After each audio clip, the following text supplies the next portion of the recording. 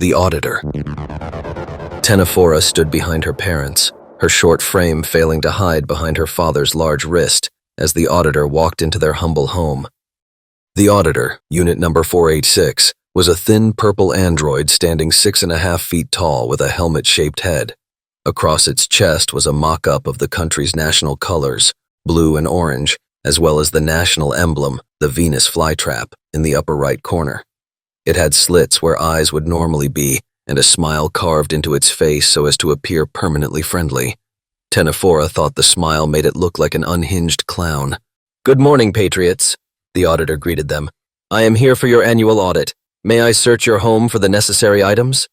"Please," Tenephora's father, Muska, said as he handed the android all of their identification tags. She noted his voice crack slightly. She wanted to tease her father about this, but he'd firmly told her to be quiet during the entire audit unless the Auditor spoke to her directly. First, the Auditor checked their refrigerator and pantry to verify that they had the adequate amount of food for a family of 3. Then it asked to see Tenephora's school backpack, which her mother was holding. The Auditor scanned the textbooks inside, each affixed with a government-approved sticker attached to the front cover.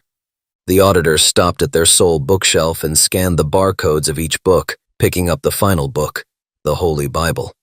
Only one type of religion was allowed according to Tenephora's teacher.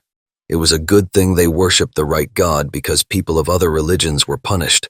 A peer in her class and his parents had been caught practicing a different religion, and she never saw him in class again. The Auditor searched each room of their home as Tenephora and her parents waited in the living room. Tenephora had asked her parents numerous times in the past why everyone had to be audited. Her father usually answered, "Because this damn place doesn't want us thinking for ourselves." As the Auditor walked back into the living room, Tenephora noticed for the first time that a pair of handcuffs were clamped to the android's waist. "You have exactly one national flag in each room, the minimum required," the Auditor said. "More is recommended. Mrs. Praeda, your fitness logs are more than adequate. Due to men being the primary workers in a family, women were required to be in peak physical shape and look exceptionally presentable to the men of their society. This included minimum mandatory fitness hours. This was required even if a woman was single or became the primary caretaker of her family. It appears Patriot Tenephora missed this week's mandatory hour at your local programming center," the Auditor continued.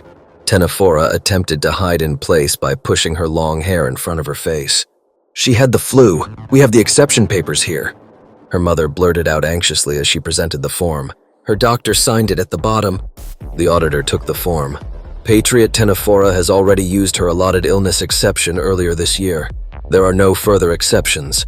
This will count as one demerit against your audit, but do not be concerned, Patriots. You have passed your audit. 3 demerits constitutes a failure, and you have not reached this threshold." Tenephora peeked through her hair to see the Auditor hand her father their approval form, then walk toward their front door. It turned the knob on the door while placing its index finger squarely on the wood 2 inches above.